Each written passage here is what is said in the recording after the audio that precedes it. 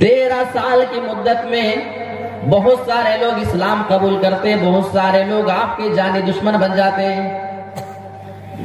جب تک اللہ کے رسول جناب محمد رسول اللہ لوگوں کے سامنے اسلام کا پرچار نہیں کر رہے تھے، جب تک آپ نبی نہیں بنے ہوئے تھے، اللہ کے رسول ان کافروں کو اتنا زیادہ محبوب ہوا کرتے تھے، آپ کے اوپر ان کا اتنا زیادہ اعتماد ہوا کرتا تھا کہ اللہ کے رسول کے پاس وہی لوگ امانتیں لا کر کے اپنی رکھا کرتے تھے، آپ کو سب سے زیادہ سچا وہ مانا کرتے تھے۔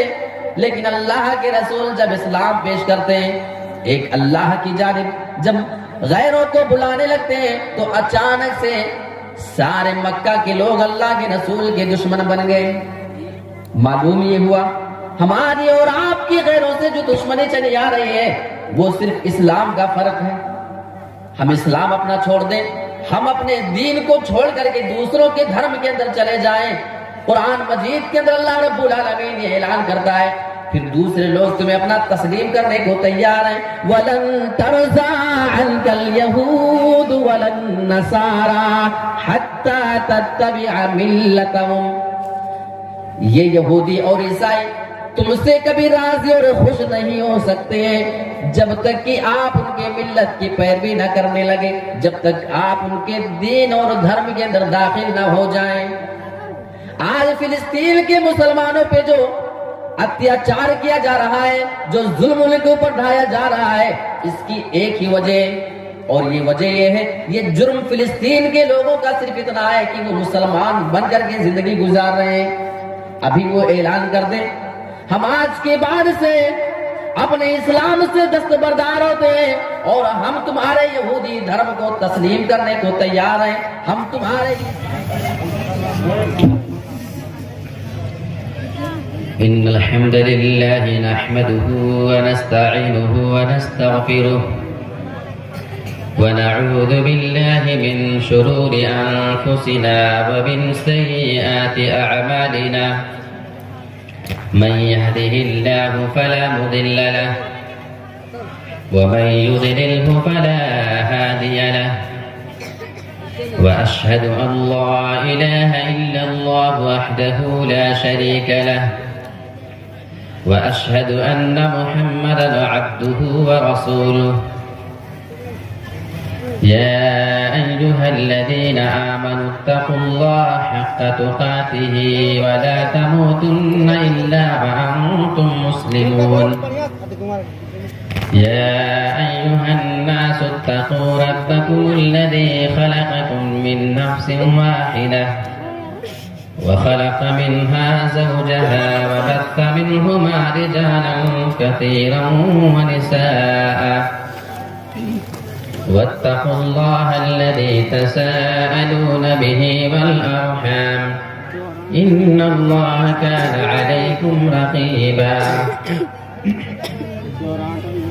يا أيها الذين آمنوا اتقوا الله وقولوا قولا سديدا يصلح لكم أعمالكم ويغفر لكم ذنوبكم ومن يطع الله ورسوله فقد فاز فوزا عظيما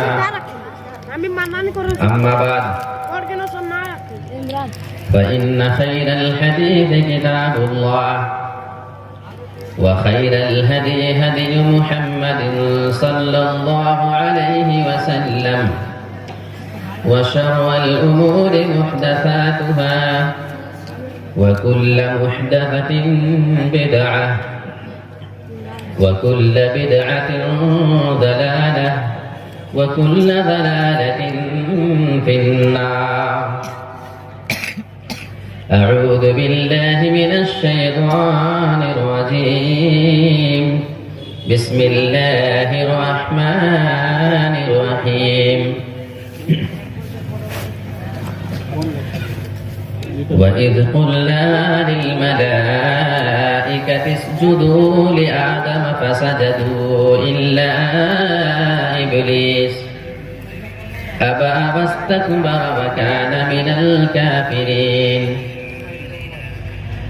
رب اشرح لي صدري ويسر لي أمري واحلل عقدة من لساني يفقهوا قولي اللهم رب زدني علما آمین. خطاب شروع کرنے سے پہلے آپ حضرات کے سامنے نئے سال کے اوپر چند اشعار پیش کرنا چاہوں گا، کیونکہ جیسا کہ آپ کو معلوم ہے کہ آج 31 دسمبر کی رات ہے اور لگ بھگ ابھی 1.5 گھنٹے کے بعد نئے سال کے نام پہ جو جشن منایا جائے گا اسی کے متعلق شاعر نے اپنے دلی جذبات کو پیش کیا ہے. اے نئے سال بتا تجھ میں نیا پن کیا ہے، اے نئے سال بتا تجھ میں نیا پن کیا ہے. ہر طرف خلق نے کیوں شور مچا رکھا ہے، ہر طرف خلق نے کیوں شور مچا رکھا ہے. روشنی دن کی وہی تاروں بھری راتیں وہی، روشنی دن کی وہی تاروں بھری راتیں وہی. آج ہم کو نظر آتی ہے ہر ایک باتیں وہی، آج ہم کو نظر آتی ہے ہر ایک باتیں وہی. آسماں بدلا ہے افسوس نہ بدلی ہے زمین، آسماں بدلا ہے افسوس نہ بدلی ہے زمین. ایک ہند سے کا بدلنا کوئی جدت تو نہیں، ایک ہند سے کا بدلنا کوئی جدت تو نہیں. اگلے برسوں کی طرح ہوں گے قرینے تیرے، اگلے برسوں کی طرح ہوں گے قرینے تیرے. کس کو معلوم نہیں 12 مہینے تیرے، کس کو معلوم نہیں 12 مہینے تیرے. تیرا مندہر میں کچھ کھوئے گا کچھ پائے گا، تیرا مندہر میں کچھ کھوئے گا کچھ پائے گا. اپنی میعاد بسر کر کے چلا جائے گا، اپنی میعاد بسر کر کے چلا جائے گا. تو نیا ہے تو دکھا صبح نئی شام نئی،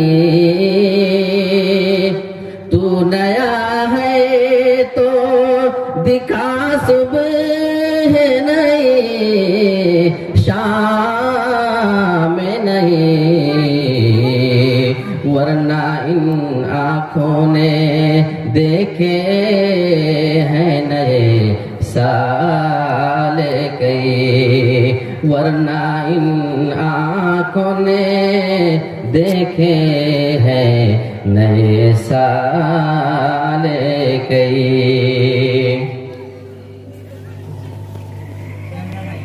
یہ چند اشعار آپ کے سامنے نئے سال کے متعلق، اور کچھ باتیں مجھے آپ لوگوں کے سامنے اس نئے سال کے جشن کے متعلق بھی رکھنے ہیں، اور مجھے آپ کے سامنے کچھ علم کے بارے میں بھی بات کرنا ہے۔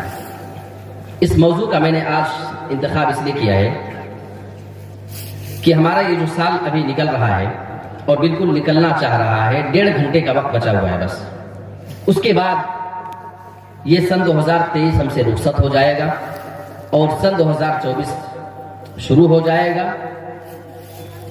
آپ جا کر کے بار کے اندر دیکھیں، شراب خانے میں دیکھیں، کئی بڑے بڑے ہوٹلوں میں دیکھیں، شہروں کا آپ جا کر کے نظارہ اگر دیکھیں تو آپ کو جہاں بہت سے غیر مسلم نئے سال کے جشن منانے کی خوشی میں، اس کے انتظار میں شراب اور وسکی کی بوتلوں کو کھول کر کے رکھے ہوں گے، وہیں پہ آپ کو بہت سارے مسلمان نوجوان، پوری فیملی مسلمانوں کی آپ کو اس جشن کے انتظار کرتے ہوئے مل جائے گی۔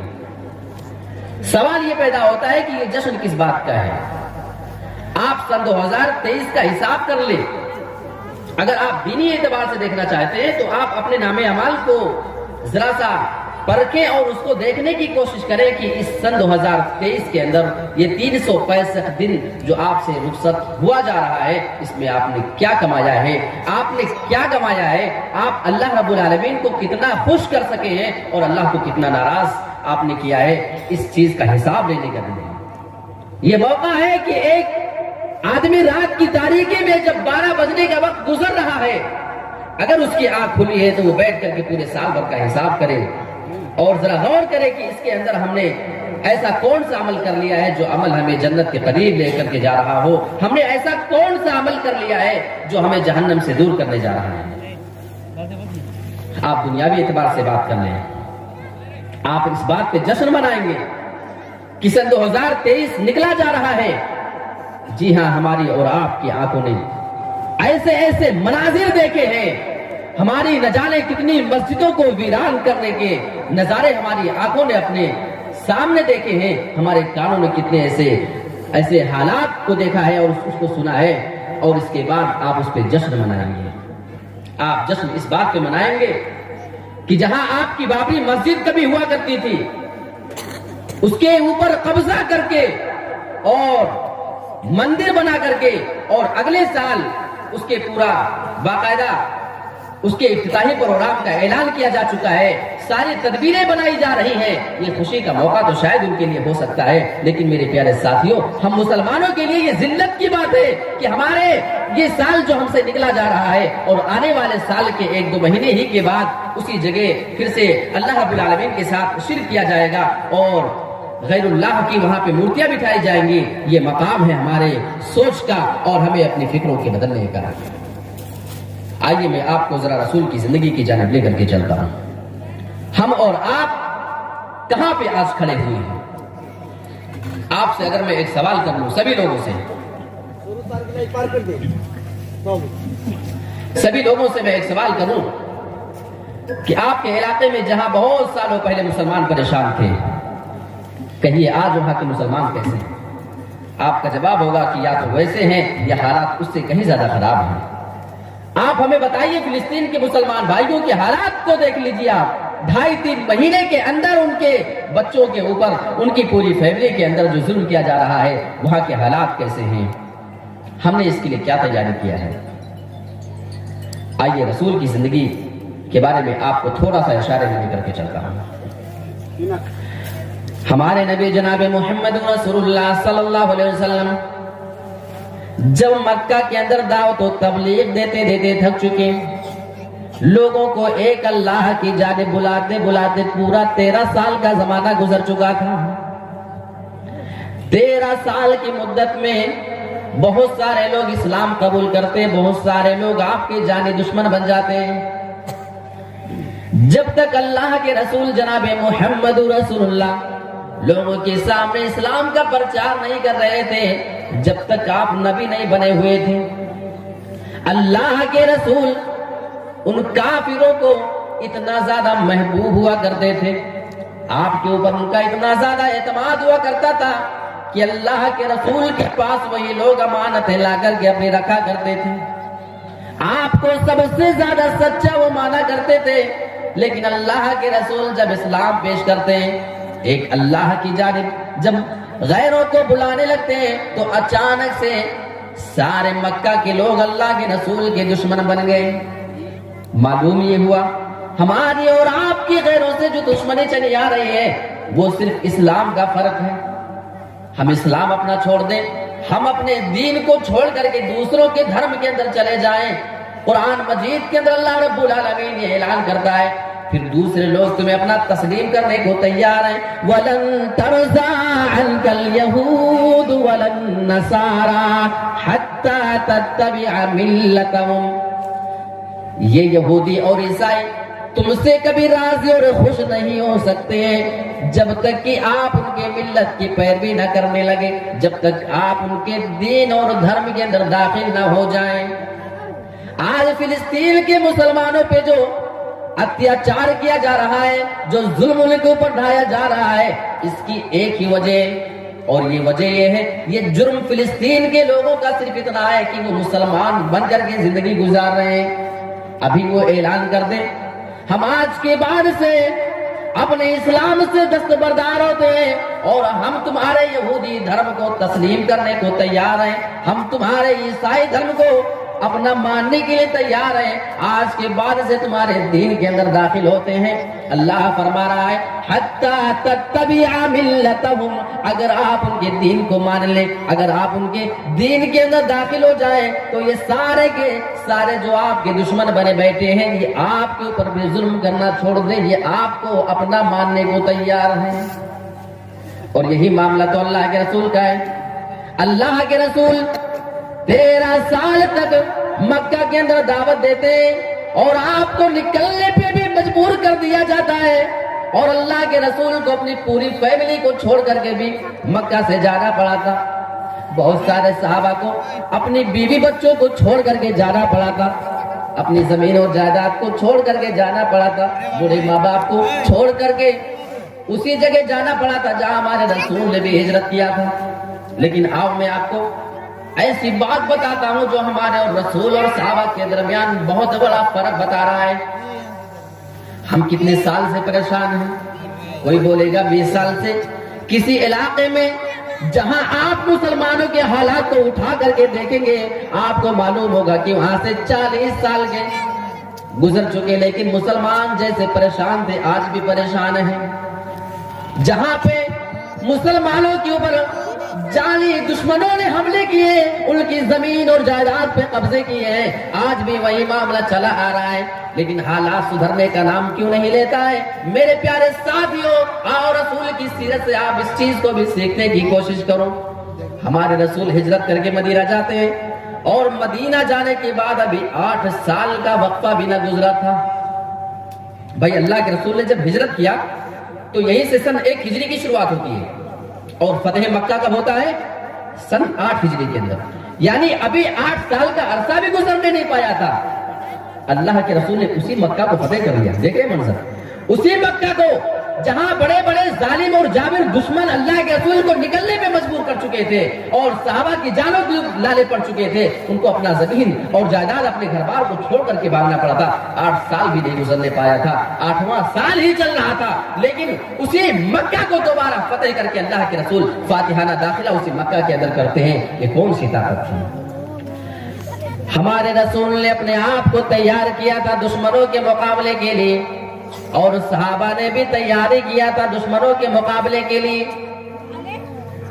ہمارے رسول نے اپنے صحابہ میں ایسے ایسے جانباز تیار کیے جو غیروں کا مقابلہ کر سکے۔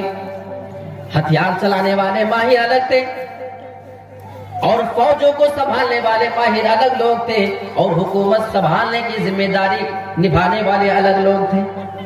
میرے پیارے ساتھیوں، ہمارے رسول نے مدینے میں جانے کے بعد جہاں اسلام کا پرچار کیا ہے وہیں پہ پھر انہیں دشمنوں سے کیسے نپٹا جائے اور انہیں شکست کیسے دی جائے.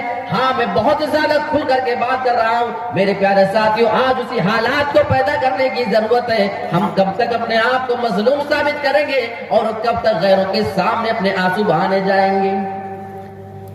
8 سال کا وقفہ نہیں گزرا تھا اور اسی مکہ کو فتح کر لیتے ہیں. یہ کون سی چیز تھی؟ یہ کون سا معیار تھا اللہ کے رسول کا؟ بس اسی چیز پہ غور کر لے ہمارے مسائل حل ہو جائیں گے.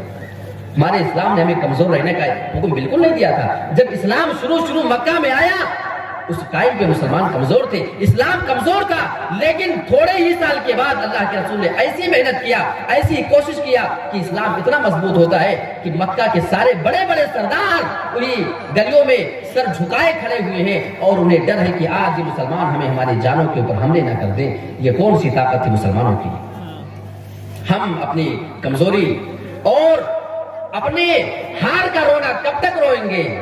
سبب تلاش کرو اپنے ہار جانے کا. کسی شاعر نے کہا تھا سبب تلاش کرو اپنے ہار جانے کا, کسی کی جیت پہ رونے سے کچھ نہیں ہوگا.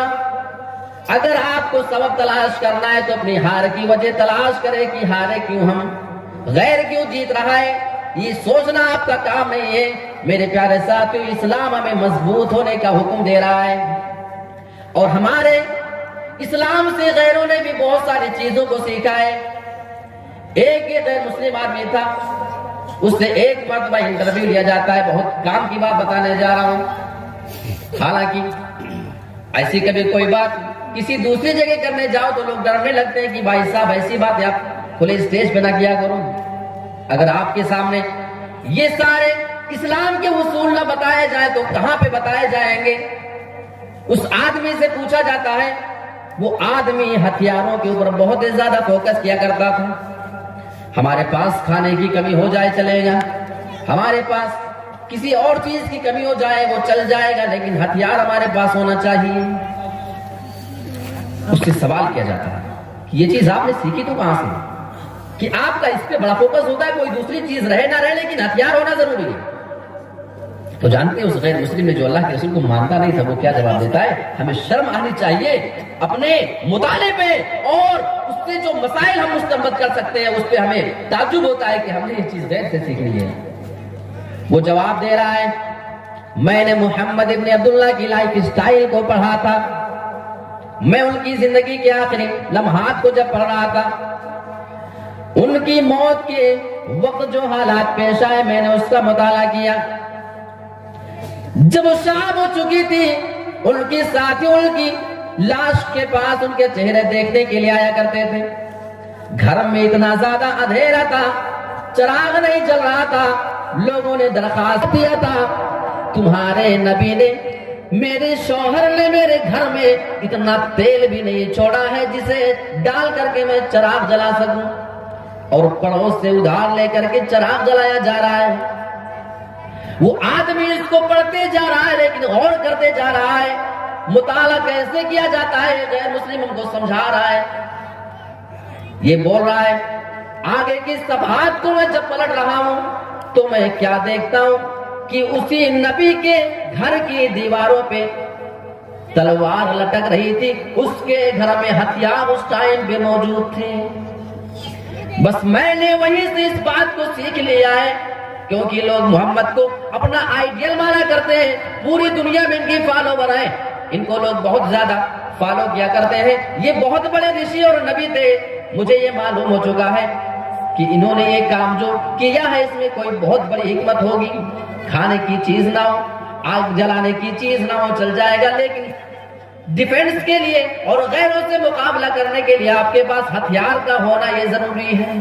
یہ غیر مسلم ہمیں مسئلہ مستنبط کر کے بتا رہا لائف اسٹائل اللہ کے رسول کا پڑھنے کے بعد. میرے پیارے ساتھیوں, آج میں آپ سے سوال کرتا ہوں کہ دنیا میں جو ترقی یافتہ ممالک ہیں, اور اس سے میں یہ پیغام دینا چاہ رہا ہوں اپنے بھارت کو اور اپنے انڈیا کو کہ اگر غیروں سے مقابلہ کرنا ہے, ان کے سامنے اگر ٹکنا ہے تو ہتھیار میں مضبوط ہو جائیے.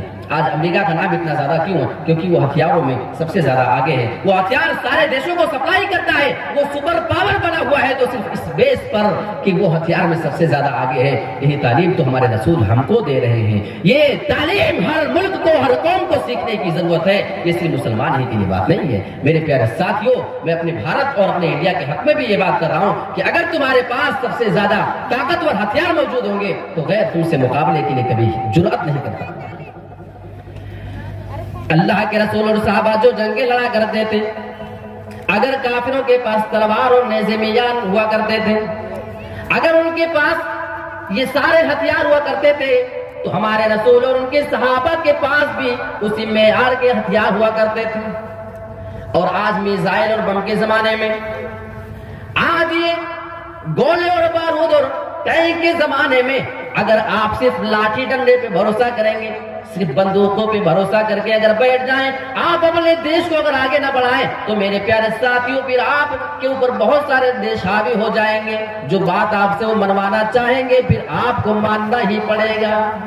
یہ بات میں اپنے انڈیا کے حق میں بول رہا ہوں. اور اس طرح کی فکر ہم مسلمانوں کی ہونا ضروری ہے. اور اس چیز کو ہم نے سیکھا ہے تو بس ہمارے آئیڈیل صرف جناب محمد رسول اللہ صلی اللہ علیہ وسلم ہے. اور ہمارے اسلام کی پہلی تعلیم ذرا دیکھیں. ہم تو بار بار سنتے ہیں کہ ہمارے اسلام نے سب سے پہلے اگر کسی چیز کا حکم دیا ہے تو وہ تعلیم کا حکم دیا. نہیں, یہی بات ہم سیکھ رہے ہیں نا. قرآن مجید میں نماز کے لیے پہلے نہیں کہا, روزہ, زکات, حج, یہ سب کچھ بعد میں بیان کیا گیا کہ تمہیں کیا کیا کرنا ہے. ہمارے رسول کے اوپر جو سب سے پہلی آیت اللہ رب العالمین نے نازل کیا تھا, جانتے ہیں وہ یہی بات تھی کہ اقرا, تو پڑھ, تعلیم حاصل کر لے.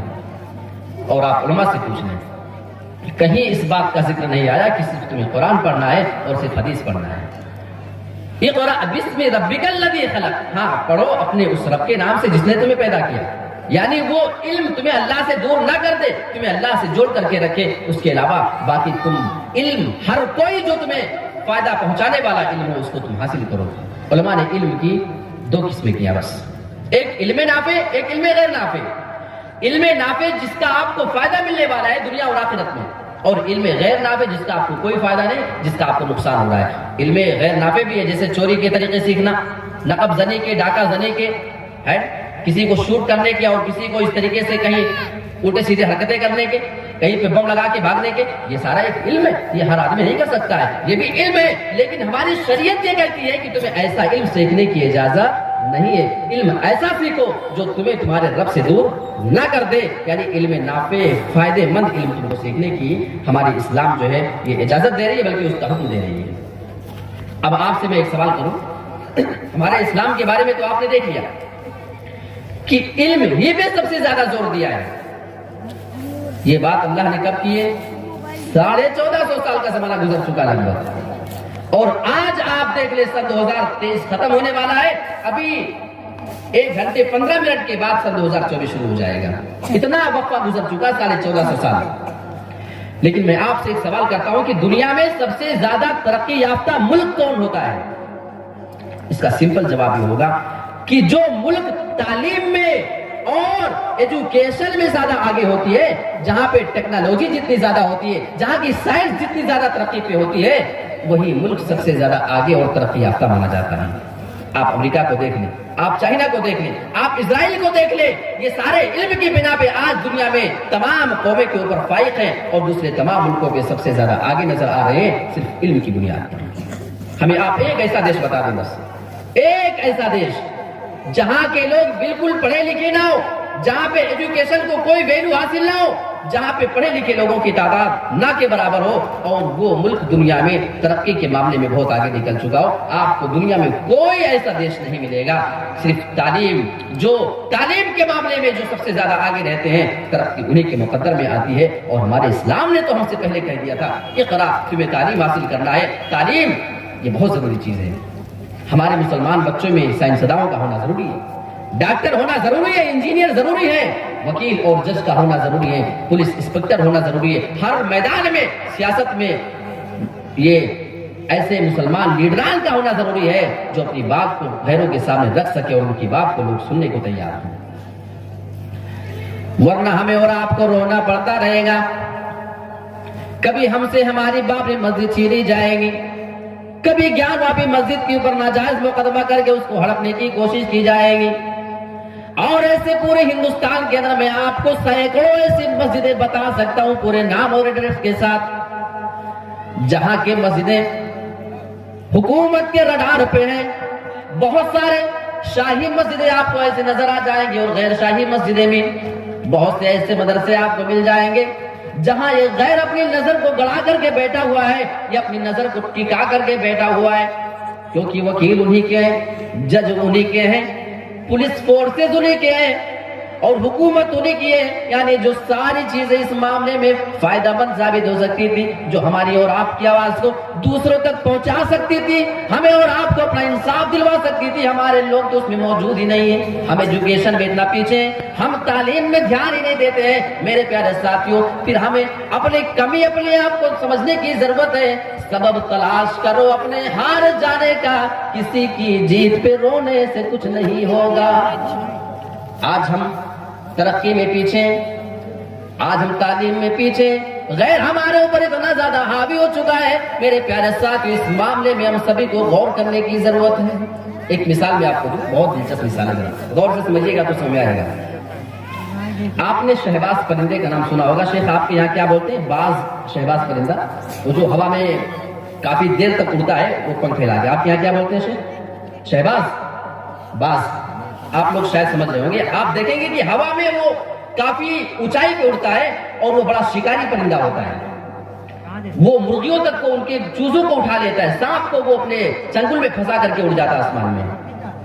ہمیں شہباز پرندے سے کیا سیکھنا چاہیے وہ ذرا میں آپ کو بتا رہا ہوں۔ دیکھیے ذرا، جو چیز آپ کے سامنے پریکٹیکل ہے میں وہی چیز بتا رہا ہوں تاکہ آپ کے دماغ میں جلدی بیٹھ جائے۔ شہباز پرندہ جب کسی چیز کا شکار کرتا ہے تو اس کا مقابل کون ہے؟ اس کا مقابل جیسا ہوتا ہے اسی اعتبار سے یہ اپنی فیل کو تبدیل کرتا ہے۔ اگر اسے کسی کیڑے فتنگے کا شکار کرنا ہے، کوئی چھوٹا موٹا ایسے ہی ہے، تو آئے گا زمین پہ بیٹھ کر کے آرام سے اس کو دانے کے طریقے سے چو لیتا ہے، وہ زمین پہ بیٹھ کر کے اس کو کھا لیتا ہے۔ لیکن اگر اسی شہباز پرندے کو کبھی سانپ کا شکار کرنا پڑے، کسی زہریلے سانپ کا جب وہ شکار کرنے کا ارادہ کرتا ہے، اب وہ پرندہ اتنا زیادہ ہوشیار ہوتا ہے، وہ اتنا زیادہ ایکسپرٹ ہوتا ہے، اپنے میدان کے اندر اتنا عقلمند ہوتا ہے، اسے یہ معلوم ہوتا ہے اس سانپ سے اگر ہم زمین پر بیٹھ کر کے مقابلہ کریں گے، اگر زمین پر بیٹھ کر کے اس کو کھانے کی کوشش کریں گے، سانپ ہمیں اپنے جسم سے لپیٹ کر کے اپنے اندر میں لے سکتا ہے، ہمیں کمزور کر سکتا ہے، یا اگر کہیں موقع پا جائے وہ سانپ زمین پہ ریگنے میں ماہر ہوتا ہے اور ہمیں ڈس سکتا ہے، لہٰذا وہ کبھی سانپ سے زمین کے اوپر بیٹھ کر کے مقابلہ نہیں کرتا ہے، بلکہ جب سانپ کا شکار کرنا ہوتا ہے آسمان ہی سے، اوپر ہی سے اپنے نشانے کو جمع کر کے آتا ہے اور اپنے چنگل میں پھنسا کر کے اس سانپ کو ہوا میں لے کر کے اڑ جاتا ہے، کافی اونچائی پہ چلا جاتا ہے، کیونکہ اس شہباز پرندے کو یہ معلوم ہے کہ سانپ طاقت رکھتا ہے زمین کے اندر ریگ کر کے ڈسنے میں، یہاں اس کی طاقت ہوتی ہے، لیکن اگر میں اسے ہوا میں لے کر کے اڑ جاتا ہوں، اگر اس کو میں آسمان میں لے کر کے چلا جاؤں گا تو پھر اس کی طاقت، اس کا پاور ختم ہو جائے گا۔ اب ہوا سے، آسمان سے یہ بہت اونچائی پہ لے جانے کے بعد اس کو زمین کے اوپر چھوڑ دیتا ہے، اور زمین پہ گرنے کے بعد جب سانپ مر جاتا ہے تو اس کو اٹھا کر کے کھانا شروع کرتا ہے آ کر۔ تو اس سے ہمیں سیکھنے کو کیا ملتا ہے؟ ہمیں یہ بات اس سے سیکھنے کو ملتی ہے، ہمارا مقابل جیسا ہو، سامنے والا دشمن جیسا ہو، اسی اعتبار کی ہمیں آپ کو اپنی تیاری کرنے کی ضرورت ہے۔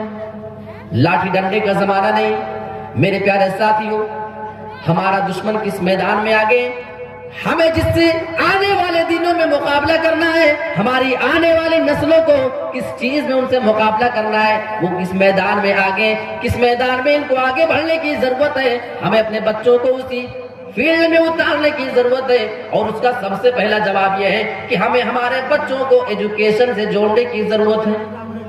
اپنے بچوں کو وکیل آپ بنائیں، آپ اپنے بچوں کو جج بھی بنائیں، آپ اپنے بچے کو سائنسداں بھی بنائیں، آپ اپنے بچے کو پولیس انسپکٹر بھی بنائیں، کون روکتا ہے؟ آپ دینی تعلیم کے ساتھ ساتھ دنیاوی تعلیم سے بھی جوڑ دیں۔ یہ ہماری اولاد کی ضرورت بلکہ مجبوری بنتی جا رہی ہے۔ اگر اس چیز پہ ہم نے دھیان نہیں دیا، یقین مانیے گا آنے والے دنوں میں ہماری ایک آواز کہیں دوسروں تک پہنچانے والا کوئی دور دور تک نظر نہیں آئے گا، اور ہمیں دین کے علم سے بھی اپنے آپ کو جوڑنے کی ضرورت ہے۔ اللہ کے رسول صلی اللہ علیہ وسلم کی وہ حدیث مجھے یاد آتی ہے، اٹھاؤ صحیح بخاری کے الفاظ، اللہ کے رسول صلی اللہ علیہ وسلم نے ارشاد فرمایا تھا، علم دین سب کو نصیب نہیں ہوتا ہے، بڑے خوش نصیب ہوتے ہیں وہ جن کو اللہ یہ دین کا علم دے دیتا ہے اور اس کی سمجھ کی توفیق ان کو دیتا ہے۔ حدیث کے الفاظ ذرا دیکھیے گا، من یرد اللہ بہ خیرا یفقہہ فی الدین، اللہ رب العالمین جس بندے کے ساتھ بھلائی کا ارادہ کر لیتا ہے، جس کے ساتھ اللہ رب العالمین بھلا کرنا چاہتا ہے، اس کے ساتھ اچھا کرنے کا ارادہ کرتا ہے، خیر خواہی کا ارادہ کر لیتا ہے، یفقہہ فی الدین، تو اللہ رب العالمین اس آدمی کو دولت نہیں دیتا ہے، اس آدمی کو کوئی بہت بڑا عہدہ نہیں دیتا ہے، یفقہہ فی الدین، بلکہ اللہ رب العالمین اس بندے کو دین کی سمجھ دیتا ہے، وہ عالم بن جاتا ہے، وہ حافظ قرآن بن جاتا ہے، وہ دین کو سمجھنے والا بن جاتا ہے۔ آپ کے بچے اگر دینی تعلیم سے جڑے ہیں، یقین مانے کہ اللہ نے ان کے ساتھ بھلائی کا ارادہ کر رکھا ہے، یہ آپ مانے یا نہ مانے، لیکن اللہ کے رسول کی صحیح بخاری کی حدیث ہمیں بتا رہی ہے، آپ کا دل اس کو تسلیم کریں یا نہ کریں۔ اور یہ دین کا علم وہ چیز ہے، اللہ اکبر، اگر اس کو کوئی آدمی حاصل کر لیتا ہے، اللہ کے رسول کی ایک حدیث کو کوئی اگر سن لیتا ہے، آپ یہاں بیٹھے ہیں اتنے سارے لوگ، آپ کو اگر ایک حدیث پورے جلسے میں کوئی اگر یاد رہ جائے اور اس ایک حدیث کو آپ کسی دوسرے تک لے جا کر پہنچا دے ویسے کہ اللہ کے رسول کی یہ حدیث ہے، تو جانتے ہیں آپ کو رسول دعا کیا دے رہے ہیں، بہت بڑی دعا آپ کو دے کے جا رہا ہوں۔ یہ دینی جلسوں کا بہت بڑا فائدہ ہے۔ نظر اللہ امرأ سمع منا حدیثا فحفظه حتى يبلغه غیرہ، اللہ رب العالمین ایسے بندے کو تر و تازہ رکھے، خوشحال رکھے، ہرا بھرا رکھے، جو میری ایک حدیث کو مجھ سے سن لیتا ہے اور اس ایک حدیث کو پھر وہ یاد کر لیتا ہے، اپنے ذہن میں اس کو بٹھا لیا کرتا ہے، حتی یبلغہ غیرہ، یہاں تک کہ اس حدیث کو دوسروں تک پہنچا دیا کرتا ہے۔ سننے کے بعد آپ کو یاد کر لینا ہے اور یاد کرنے کے بعد اسے دوسروں تک پہنچا دینا ہے۔ تین سٹیج ہے، سنیں، یاد کیجیے اور اس کے بعد دوسروں تک پہنچا دیں۔ آپ کو دعا اللہ کے رسول کی یہ ہے کہ اللہ تجھے خوشحال رکھے، اللہ تجھے ہرا بھرا رکھے، تجھے کبھی کوئی مصیبت نہ آئے تو ہمیشہ سلامت رہے۔ یہ رسول کی دعا ہمارے اور آپ کے لیے ہے۔ اگر ہم دین کا علم حاصل کر لیتے ہیں تو ہر آدمی کے حصے میں یہ دعائیں نہیں آنے والی ہیں رسول کی۔ اور جانتے ہیں آج کل لوگ، ہاں جہاں میں نے ابھی بات پیش کی اس کے دونوں پہلو ہیں، دنیاوی تعلیم جہاں ضروری ہے تو دینی تعلیم بھی، ہمیں یہ دونوں چیزوں کو لے کر کے چلنے کی ضرورت ہے۔ اس کا یہ مطلب نہیں کہ اگر کوئی دنیا کی تعلیم حاصل کر لیا تو اس کے سامنے اب دین کے عالم کی کوئی ویلیو نہیں ہے، اس کے سامنے حافظ قرآن کی کوئی اہمیت نہیں ہے، بات ایسی نہیں ہے۔ آئیے اللہ کے رسول کی ایک اور حدیث دیکھ لیتے ہیں۔ وہ قیامت کا دن ہوگا جہاں پہ سبھی لوگ ذلت پہ پڑے ہوئے ہوں گے، کوئی کسی کو پہچاننے والا نہیں ہوگا، کوئی کسی کی جانب نظریں اٹھا کر کے دیکھنے والا نہیں ہوگا، کسی کو کوئی شان و شوکت کا اندازہ نہیں ہوگا کہ ہم کون ہیں، اور نہ کوئی کسی کی شان و شوکت کے بارے میں جانے گا۔ یقال لصاحب القرآن، ایک حافظ قرآن کو لایا جائے گا اور اس حافظ قرآن سے یہ کہا جائے گا، اقرأ ورتقی ورتل کما کنت ترتل فی الدنیا۔ حافظ قرآن کو بلایا جائے گا اور اس بندے سے کہا جائے گا، اقرأ، اے میرے بندے تو قرآن کو پڑھنا چالو کر، ورتل، اور تو قرآن کو آہستہ آہستہ پڑھتے جانا، ورتقی، اور تو بلندیوں کے اوپر چڑھتا چلا جا۔ اور تیری آخری منزل کہاں پہ ہوگی؟ فَإِنَّ مَنزِلَتَكَ عِنْدَ آخِرِ آیَةٍ تَقْرَؤُهَا، جہاں پہ تو قرآن پڑھنا ختم کرے گا، جہاں پہ تو اسٹاپ لے گا، جہاں پہ تیرا قرآن ختم ہوگا، وہی تیری آخری منزل ہوگی۔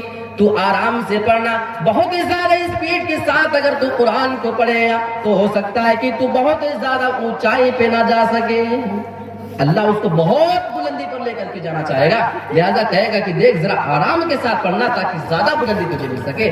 یہ نصیبہ ہر ایک کا نہیں ہو سکتا ہے، لیکن اسی حافظ قرآن کو آج دنیا کے لوگ کس نظر سے دیکھتے ہیں؟ کوئی صاحب اپنی دکان اپنے آفس میں بیٹھے ہوئے ہیں اور کوئی حافظ کوئی عالم صاحب چلے جائیں اور ان کا آدمی جا کر کے بولے کہ دیکھو فلاں عالم صاحب آپ سے ملنے آئے ہیں، پھر دیکھو جواب کیا ملتا ہے، کون ہے؟ اچھا وہ حافظ صاحب ہے، وہ ٹھیک ہے بول تو بیٹھے آدھا گھنٹہ 1 گھنٹہ ویٹ کرے، جب میں فری ہوتا ہوں تو نکل کر کے ان سے میں ملوں گا، یہ ہمیں جواب ملتا ہے۔ لیکن اسی آدمی کو آپ ابھی جا کر کے بتائیں کہ فلاں ڈاکٹر صاحب آئے، فلاں انجینئر صاحب، فلاں آفیسر، ہاں وہ 1 منٹ، جسٹ اپنے سارے کام کو چھوڑ کر کے 5 سیکنڈ کے اندر وہ باہر نکل جائیں گے اس آدمی سے ملاقات کے لیے۔ یہ اہمیت ہے ایک حافظ قرآن کی اور ایک دنیاوی دار تعلیم یافتہ آدمی کی۔ میرے پیارے ساتھیوں، حقیقت یہ ہے کہ حافظ قرآن کا مقام اتنا بڑا ہے کہ اسے سمجھنے کے لیے پوری کائنات میں جو سب سے بڑی ہستی ہو سکتی تھی جناب محمد رسول اللہ کی، اس نے سمجھا ہے، اور اس پوری دنیا کو جلانے والی جو ذات ہے، جو اللہ کی ذات ہے، وہی اس حافظ قرآن کے مقام کو سمجھ سکتی ہے۔ تم نہ سمجھے ہو، نہ اس کو کبھی سمجھو گے، اور تمہاری ویلو کیا ہے کہ حافظ قرآن کو اس کا مقام دے سکو۔ اسی بنا پہ اللہ رب العالمین اس کو قیامت کے دن بلائے گا اور کہے گا اتنی بلندی پر تو چڑھتے چلا جا کہ سارے لوگوں کی نظر جاتے جاتے جہاں پہ تھک جائے تجھے اتنا اونچا مقام دے دیا جائے گا۔ ایک اور حدیث بتاؤں، شاید اسی بات کو سن کر کہ آپ کے دل میں اپنے بچوں کو حافظ قرآن بنانے کا جذبہ پیدا ہو جائے۔ اللہ کے رسول نے فرمایا کہ حافظ قرآن جانتے کس کے ساتھ ہوگا؟ الماہر بالقرآن مع السفرۃ الکرام البررہ، جو آدمی دنیا میں قرآن پڑھنے میں ماہر ہوگا، جو حافظ قرآن ہوگا، وہ آدمی قیامت کے دن کے لوگوں کے ساتھ رہے گا۔ مع السفرۃ الکرام البررہ، وہ آدمی قیامت کے دن بڑے معزز اور بزرگ جو چنندہ فرشتے ہیں ان کے ساتھ اس کا اٹھنا بیٹھنا ہوگا، اس کے ساتھ ان کا شمار ہوگا۔ ویسے تو فرشتے سبھی کی سبھی معزز ہیں، فرشتوں کا سبھی کا مقام اپنا اپنا اونچا ہے، لیکن ان میں بھی کچھ پوزیشن کے اعتبار سے، اس مقام کے اعتبار سے جو سب سے اونچے سب سے اعلیٰ ہوں گے انہیں کے ساتھ اس کا شمار کیا جائے گا۔ اب بتاؤ دنیا دار پڑھے لکھے آدمی کی اس حافظ قرآن کی سامنے کیا ویلو ہے، یہ حدیث ہمیں کلیئر کر کے بتاتی ہے۔ لیکن اس کا یہ مطلب نہیں ہے کہ جو آدمی قرآن کو بہت اچھا نہیں پڑھ سکا، جو کبھی حفظ نہیں کر سکا، جو کبھی عالم نہیں بن سکا، اس کے لیے محروم ہمارے رسول نے نہیں کیا ہے۔ اس کے لیے تو اللہ کے رسول نے دوہرے ثواب کا وعدہ کیا ہے، اور یہ حدیث تو ایسے لوگوں کو حوصلہ دلاتی ہے۔ والذی یقرأ القرآن، اور جو بندہ دنیا میں قرآن پڑھنا چاہتا ہے، ویتعتع فیہ، وہ قرآن کو پڑھتا ہے لیکن وہ اٹک اٹک کر کے پڑھا کرتا ہے۔ جب وہ قرآن کو پڑھتا ہے صحیح سے پڑھنا اس کو نہیں آتا ہے، وَيَتَعْتَعُ فِيهِ وَهُوَ عَلَيْهِ شَاقٌ، جب وہ قرآن پڑھتا ہے تو قرآن کا پڑھنا اس کے اوپر دشوار گزر رہا ہے، اس سے بڑی مشکل کا سامنا کرنا پڑتا ہے۔ اللہ کے رسول فرماتے ایسا آدمی جو دنیا میں قرآن پڑھنے کی کوشش کرتا ہے اور اٹک اٹک کے وہ پڑھا کرتا ہے، بھول جاتا ہے، پھر آیت کو ریپیٹ کرتا ہے، بار بار اس کو پڑھنے کی کوشش کرتا ہے لیکن وہ ہمت کو نہیں ہارتا ہے، اللہ کے رسول اس کا مقام بیان فرماتے لہو اجران، اے لوگوں کیا جانتے ہو اس آدمی کو ڈبل ثواب دیا جائے گا، اس آدمی کو اللہ رب العالمین دوہرا ثواب سے نوازے گا۔ ایک تو قرآن پڑھنے کی، دوسرے جو اس کے اوپر مشکل پڑھ رہا تھا، اس کو گرا گزر رہا تھا، اس کے اوپر بار بار وہ پریکٹس اور کوشش کر کے پڑھ رہا تھا، لہو اجران، اس آدمی کو ڈبل ثواب دیا جائے گا۔ یہ ہے قرآن مجید جو کم پڑھے لکھوں کو بھی محروم نہیں کرتا ہے اور حافظ اور عالم کو بھی محروم نہیں کرتا، ان کا تو مقام ہی کچھ ہے۔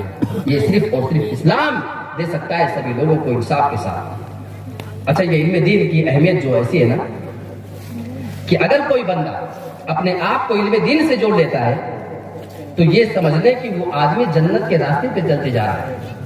اچھا، ابھی آپ سے پوچھا جائے کہ آپ کو جنت کا راستہ بتا دیا جائے تو آپ چلنا چاہو گے؟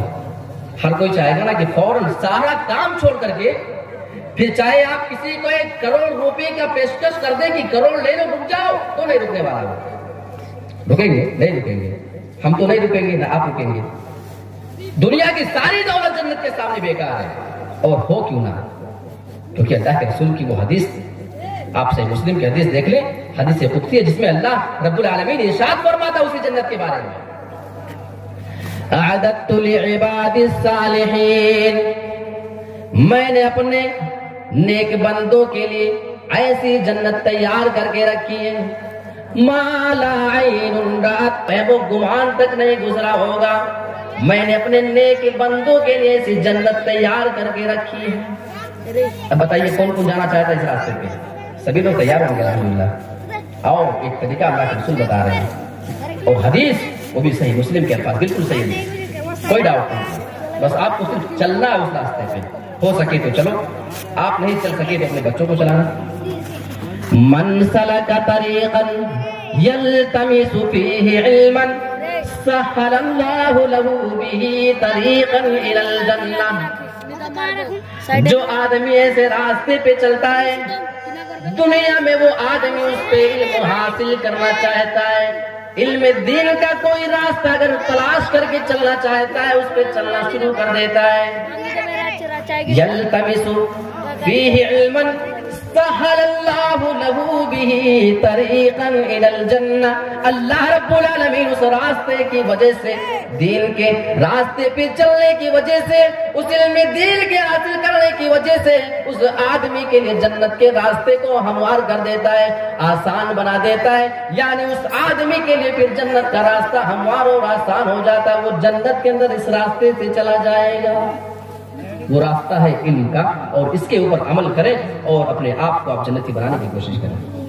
ایک اور حدیث بہت کام کی سناتا ہوں، دیکھیے صحیح مسلم کے الفاظ ہیں، اور اس حدیث کے اندر تو اتنی زبردست باتیں، اور میں آپ کو کچھ بڑے اہم پوائنٹ بتاؤں گا، اور ایسے ایسے حالات میں نے اس دنیا میں دیکھے ہیں، فوراً مجھے یہ حدیث یاد آئی، اللہ، مطلب دل اندر سے رونے لگتا ہے کہ یہ ایسے بھی حالات آ سکتے ہیں جس کے بارے میں ایک آدمی کبھی تصور بھی نہیں کر سکتا ہے۔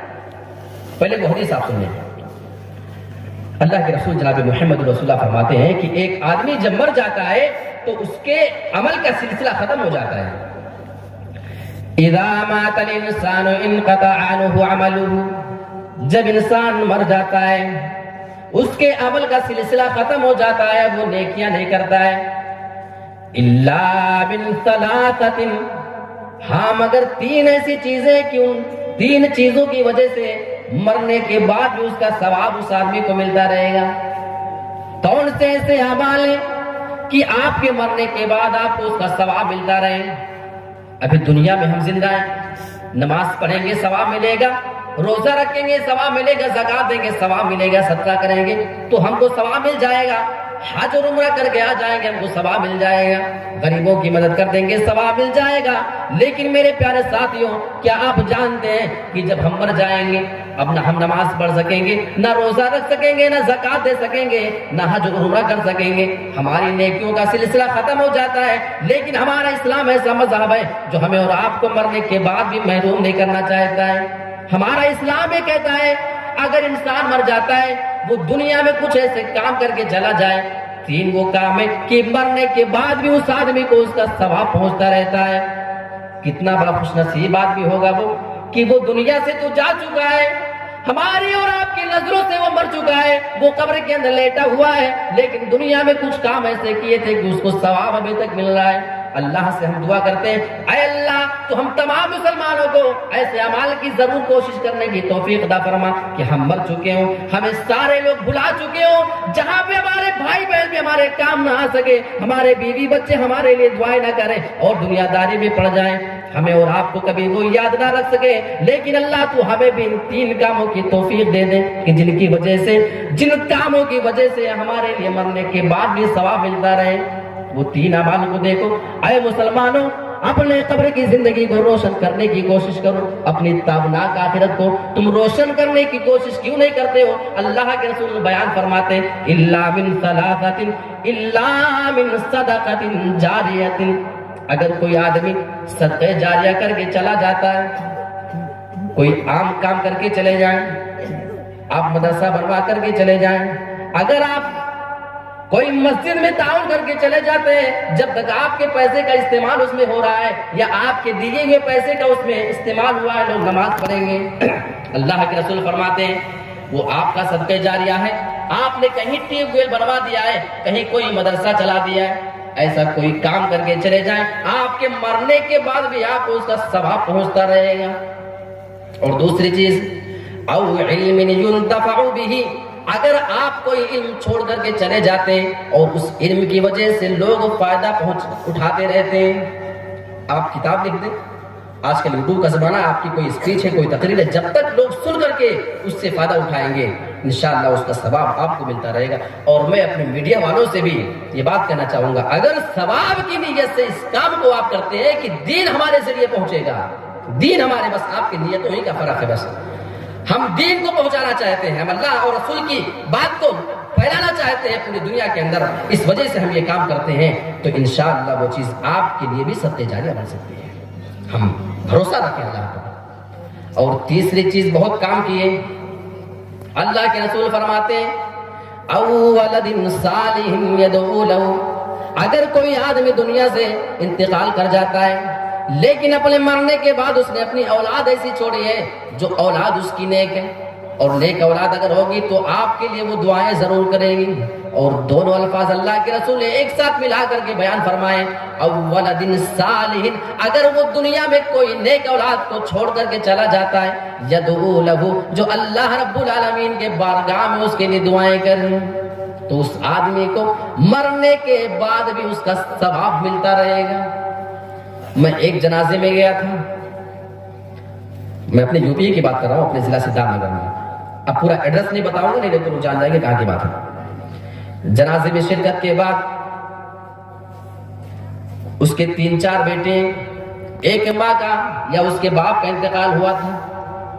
ہم لوگ مٹی دینے کے بعد تھوڑی دور ہی آئے تھے, ابھی 100-200 میٹر ہی آئے تھے.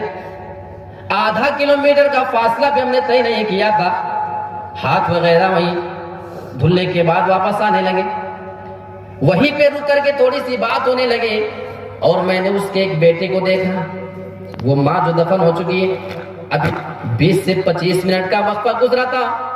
اللہ کے رسول فرما رہے ہیں جب انسان مر جاتا ہے تو منکر نکیر اس انسان کو قبر کے اندر بٹھا کر کے سوال و جواب کر رہے ہوتے ہیں. اس کی ثابت قدمی کے لیے ہمیں دعا کرنا چاہیے. غیر تو غیر, ہم اور آپ اپنی اولادوں کو ایسا چھوڑ کر کے جا رہے ہیں. جب یہ منظر میں نے اپنی آنکھوں سے دیکھا تھا, اللہ کی قسم مجھے یہی حدیث وہاں پہ یاد آئی, او ولد صالح يدعو له, اگر کوئی نیک اولاد کو چھوڑ کر کے چلا جاتا ہے تو اس کی اولاد اگر اس کے لیے دعائیں کرے گی, اللہ رب العالمین سے اگر اپنے والدین کے حق میں وہ دعائیں کریں گی تو اللہ اس کے لیے آسانی پیدا فرمائے گا, اس کا ثواب اس آدمی کو پہنچتا رہے گا. لیکن یہاں پہ منظر کچھ اور تھا. میں نے اس آدمی کو دیکھا جو بالکل نوجوان ہے, ہٹا کٹا ہے, اس کی بوڑھی ماں کا انتقال ہو چکا تھا. ہم لوگ کھڑے یوں ہی باتیں کر رہے تھے, اور تھوڑی ہی دیر میں سب سے پہلے وہ آدمی جانتے کیا باتیں کرنے لگا, کھیتوں کی فصل دیکھو, وہاں کی فصل ذرا اچھی آئی ہے اور یہاں کی فصل خراب دکھ رہی ہے. وہ کھیتوں کی بات کر رہا ہے کیونکہ اس کے والدہ نے, اس کے والد نے اس کو دنیا داری تو سکھا دیا تھا, لیکن دین کی کوئی تعلیم ہی نہیں دیا تھا, اسے بتایا ہی نہیں کہ دینی چیز کیا ہوتی ہے, دینی مزاج کیا ہوتا ہے. میرے پیارے ساتھیوں, اور اتنا ہی نہیں, آگے کا جو منظر تھا میرا روکٹا کھڑا ہو جاتا ہے. اللہ کے رسول جناب محمد رسول اللہ کی یہ حدیث مجھے وہیں پہ یاد آئی. وہ آدمی اپنی جیب سے سگریٹ کی ایک ڈبی نکالتا ہے, سگریٹ اپنے منہ پہ لگاتا ہے. ابھی 20 سے 25 منٹ کا وقفہ گزرنے پایا تھا, لیکن وہ نوجوان وہیں پہ سگریٹ نکال کر کے اس کو ماچس سے جلا کر کے دھوئیں اڑا رہا ہے. میرے پیارے ساتھیوں, کہاں گئی رسول کی وہ حدیث, او ولد صالح يدعو له, اگر تم کوئی نیک اولاد اپنے پیچھے چھوڑ کر کے چلے جاؤ گے وہ تمہارے لیے دعا کرے گی. اگر اللہ رب العالمین کے دربار میں وہ ہاتھ اٹھا کر کے تمہارے لیے دعائیں کریں گے, يدعو له, جب وہ دعائیں کریں گے تو تمہارا جب بیٹا تمہارے لیے وہ دعائیں کرے گا تو اس کا ثواب اللہ رب العالمین تم کو دے گا. اس دعا کی وجہ سے اللہ تمہارے عذاب کے اندر تخفیف فرمائے گا. پھر کیا فائدہ ایسے اولادوں کا. اسی بنا پہ شاید آپ قرآن اٹھا کر کے دیکھیں, اللہ نے بہت سارے نبیوں کے اولاد کی دعائیں وہاں پہ بتائی ہے کہ فلاں فلاں نبی نے دعائیں ہم سے کیا تھا اپنی اولاد کے لیے, لیکن کسی بھی نبی نے صرف یہ دعا نہیں کیا تھا کہ اے اللہ تو مجھے اولاد دے دے, بلکہ جب دعا کیا تھا رب ہب لی من الصالحین، اے رب اگر تو ہمیں اولاد دے تو نیک اولاد ہم کو چاہیے. اولاد ہونا یہ ضروری نہیں بلکہ اولاد کا نیک ہونا ضروری ہے میرے پیارے ساتھیوں، ورنہ وہی اولاد ہمارے لیے وبال جان بن کر کے رہ جاتی ہے. تو یہ صحیح مسلم کی حدیث آپ اس کو گرا باندھ کے رکھ رہے ہیں کہ آپ اپنی اولاد کو نیک بنائیں، ورنہ یہ آپ کی اولاد بھی ہو سکتی ہے جو آپ کے مرنے کے آدھے گھنٹے کے بعد اسے اپنے نشہ پہ کنٹرول نہیں ہوگا اور اسے تمباکو اور پان گٹکے اور سگریٹ سے فرصت نہیں ہوگی. آپ کے قبر کے پاس وہ دھڑلے کے ساتھ بغل میں کھڑے ہو کر کے راکھی اور دھویں اڑاتا ہوا نظر آ جائے تو کوئی حیرت کی بات نہیں ہے، کیونکہ آپ اس کو دین کے علم سے دور کر رہے ہیں. تو یہ دین کا علم آپ کو آپ کے مرنے کے بعد بھی ثواب دیتا ہے. امام بخاری رحمۃ اللہ علیہ کے بارے میں اگر بات نہ ہو تو علم کی بات کرنا بیکار ہے. آج جب بھی پوری دنیا میں ان کا نام لیا جاتا ہے تو ان کے نام کے سامنے بڑے احترام کے ساتھ رحمۃ اللہ علیہ لگاتے ہیں. اللہ کی کروڑوں رحمتیں ہوں ان کے اوپر. یہ بات صرف اس بنا پہ ہے کہ انہوں نے جو علمی خدمت انجام دیا ہے پوری دنیا اس کو فراموش نہیں کر سکتی ہے. ایک حدیث کو لینے کے لیے ایک شہر سے دوسرے شہر کا سفر کرتے ہیں. سنا تھا کہ کسی کے پاس ایک حدیث ہے، بہت لمبا بڑی مشکل بڑا سفر کر کے وہاں پہ پہنچتے ہیں. ہمارے یہاں وہ ٹرین کا زمانہ تھوڑی ہے، ہم لوگ تو مطلب جب آنا ہوتا آپ کے علاقوں میں پروگرام کے لیے تو ہم لوگ پہلے یہ چیک کرتے ہیں کہ وہاں سے ڈائریکٹ ٹرین ہے کہ نہیں ہے. اگر ڈائریکٹ ٹرین نہ ہو تو بھائی شیخ دیکھیے ذرا سا کون سا اسٹیشن آپ کے یہاں سے نزدیک ہے اور کیسے آنا پڑے گا، کیا ترتیب بننی چاہیے. ہم لوگ پریشان ہو جاتے ہیں جبکہ اے سی کا سفر ہے، ٹرینوں میں بیٹھ کر کے بالکل سکون کے ساتھ اور اسٹیشن پہ پہنچو تو یہاں سے ایک حدیث کو سننے کے لیے بڑی مشقت کا سفر کر کے اپنے ذاتی پیسے کو خرچ کر کے وہاں تک پہنچتے ہیں. ایک حدیث لینا تھا، رسول کی حدیث سے محبت تو ذرا دیکھو.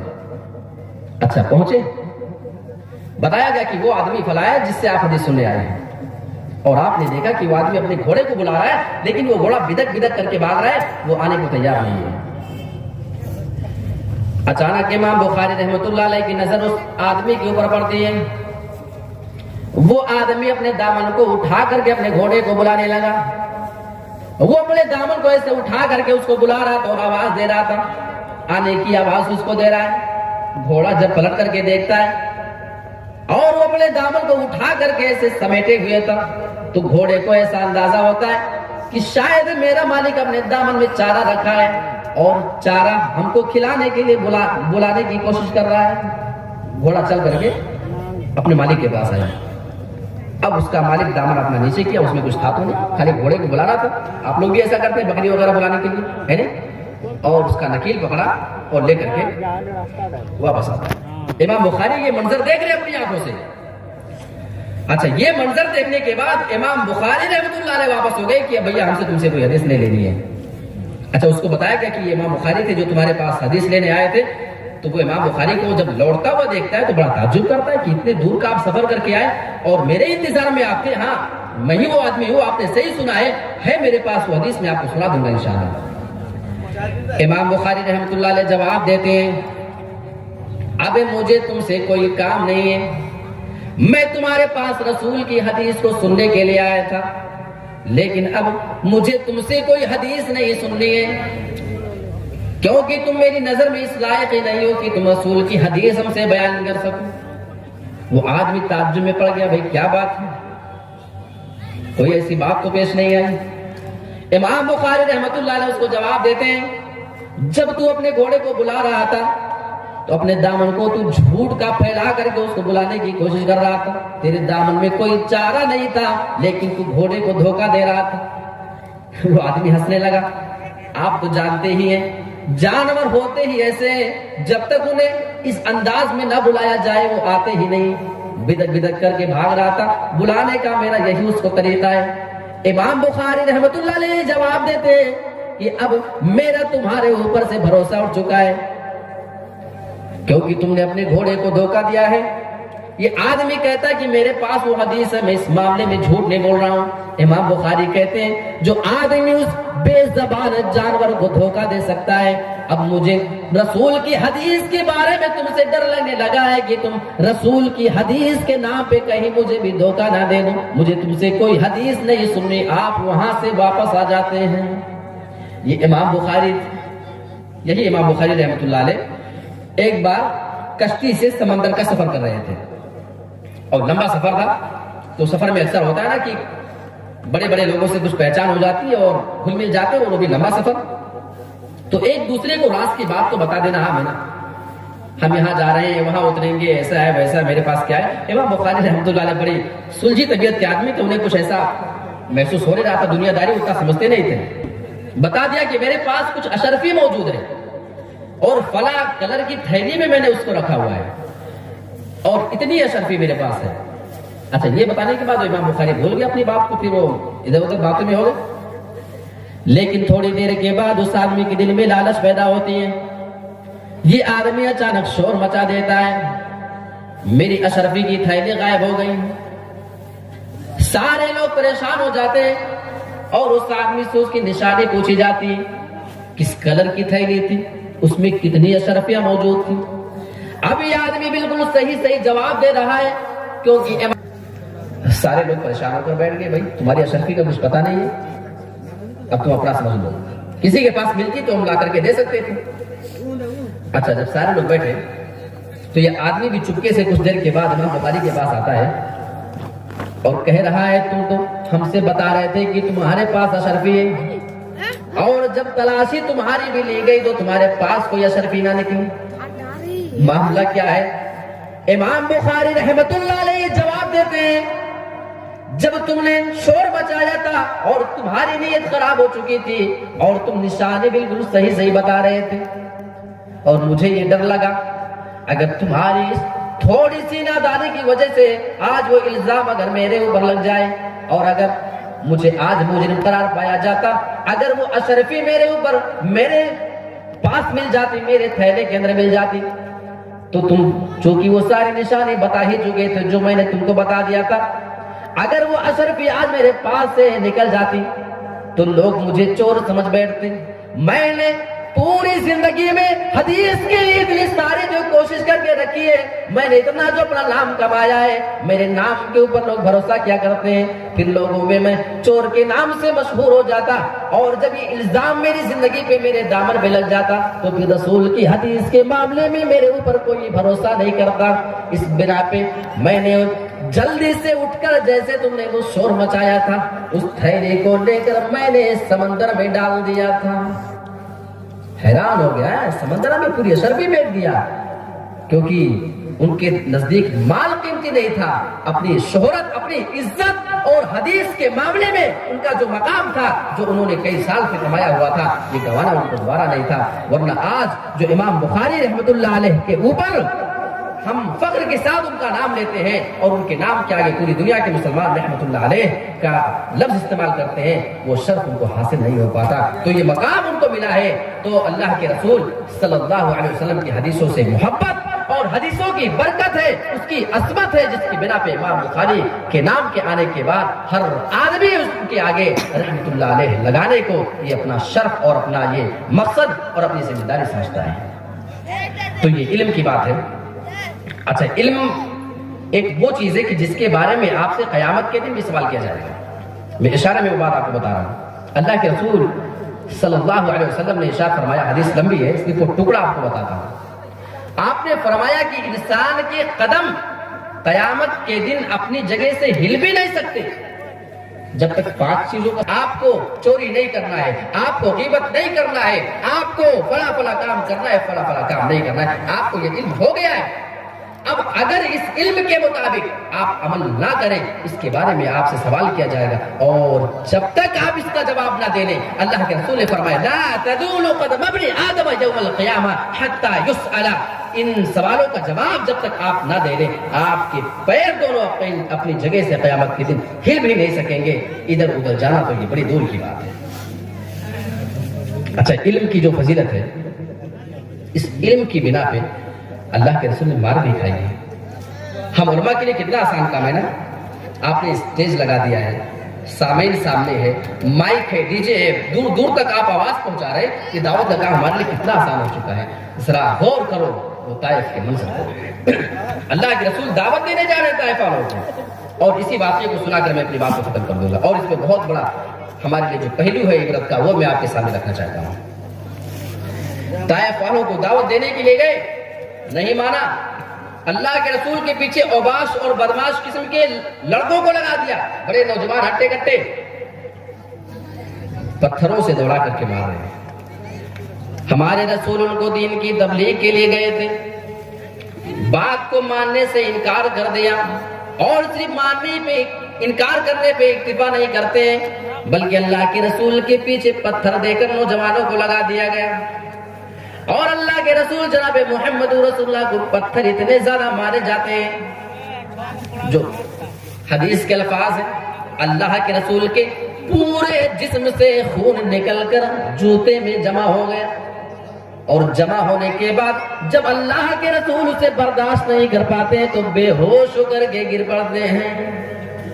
اور میں آپ کو بتاتا چلوں، ہمارے رسول کوئی کمزور انسان نہیں تھے، ہمارے رسول کوئی دبلے پتلے انسان نہیں تھے، بلکہ اتنے زیادہ طاقتور تھے، کوئی بھی بڑے سے بڑا پہلوان ان کے سامنے کھڑا ہونا گوارا نہیں کرتا تھا۔ کھلے میدان میں کسی آدمی کی مجال نہیں تھی کہ اللہ کے رسول کے سامنے مقابلے کے لیے نکلے۔ سوچو اتنا طاقتور نبی ہے۔ اب میں آپ کو اتنا بتا دوں تو آپ اللہ کے رسول کی طاقت کے بارے میں سمجھ سکتے ہیں۔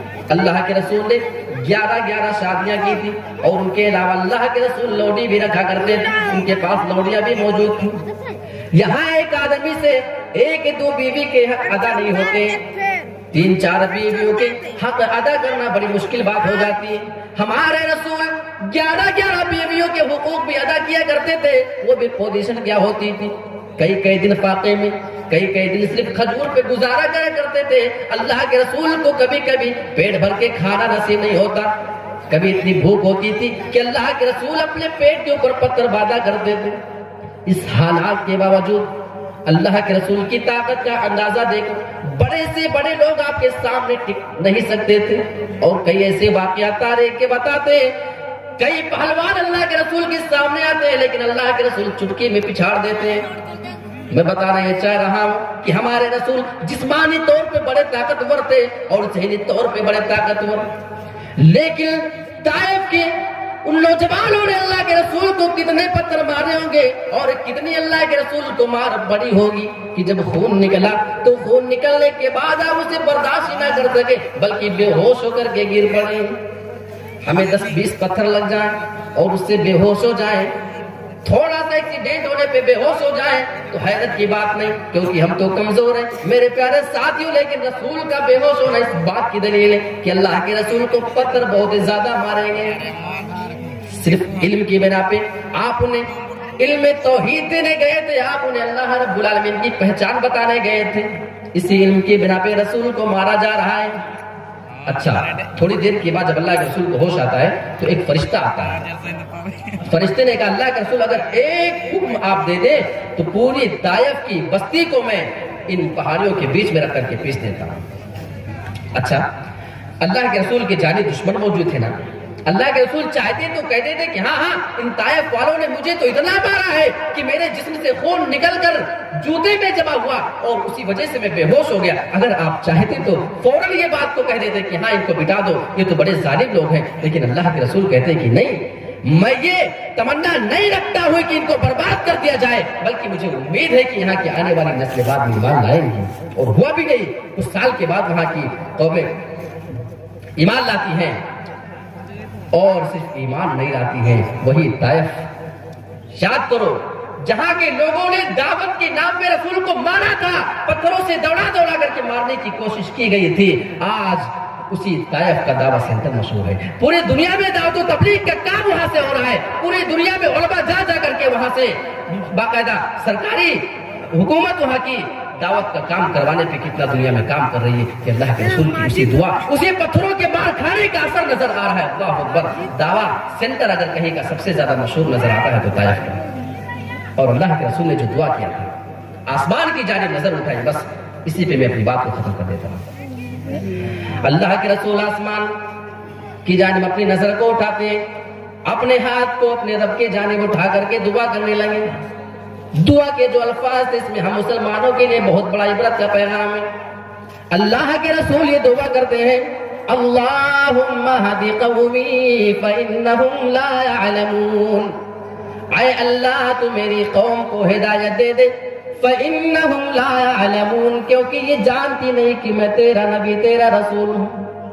اب حدیث کے الفاظ کے پوائنٹ پہ ذرا غور کرنا، یہ وہ لوگ ہیں جو اللہ کے رسول کو پتھر سے مار کر کے آپ کی جان لینا چاہتے تھے، آپ کو ختم کر دینا چاہتے تھے، یعنی وہ آپ کو اپنا دشمن سمجھ رہے تھے، لیکن ہمارے رسول جب ان کے لیے دعائیں کرتے ہیں تو الفاظ یہ تھے اللہم اہدی قومی، آپ نے یہ نہیں فرمایا اے اللہ تو میرے دشمنوں کو ہدایت دے دے، تو طائف کے ظالموں کو ہدایت دے دے، انہوں نے ہم کو اتنا مارا ہے، بلکہ الفاظ یہ تھے قومی، اے اللہ تو میری قوم کو ہدایت دے، یہ ہمارے اپنے بھائی لوگ ہیں، یہ میری بات کو نہیں سمجھ پا رہے ہیں، ورنہ ہے یہ میرے لوگ، یہ ہماری قوم کے لوگ ہیں، یہ ہمارے اپنے ہی بھائی ہیں۔ ایک وہ تھے جو غیروں کو بھی کہہ دیتے تھے اپنا، ایک ہم ہیں کہ اپنوں کو بھی اپنا نہیں کہتے۔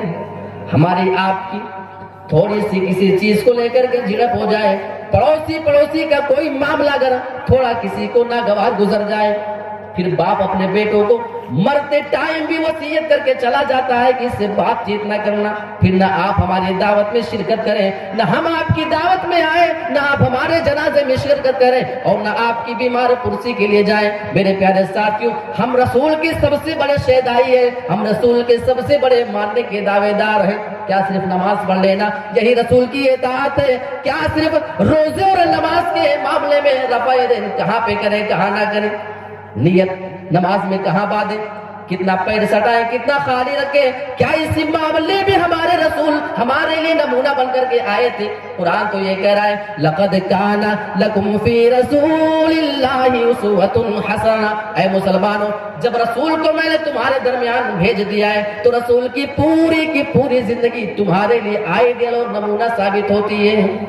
رسول کے معاملات بھی ہمارے لیے نمونہ ہے، کیونکہ اشارہ ہو چکا ہے اور شیخ محترم بھی تشریف لا چکے ہیں۔ اللہ رب العالمین سے ہم دعا کرتے ہیں کہ پروردگار ہم تمام مسلمانوں کو اپنے بچوں کی تئیں علم کی بیداری پیدا کرنے کی توفیق عطا فرما، ہمیں دینی تعلیم کے ساتھ ساتھ اپنے بچوں کو دنیاوی اور اصلی تعلیم کے میدان میں بھی آگے رکھنے اور اس معاملے میں ان کی ذہنیت بنانے اور ذہنیت سازی کرنے کی توفیق عطا فرما، اور رسول کی زندگی سے رسول کی سیرت سے جو اچھے پہلو ہمیں سیکھنے کو ملتے ہیں پروردگار ہمیں اس میں غور و فکر کر کے اس پر عمل کرنے کی توفیق عطا فرما، آمین۔ وآخر دعوانا ان الحمد للہ رب العالمین، والسلام علیکم ورحمۃ اللہ وبرکاتہ۔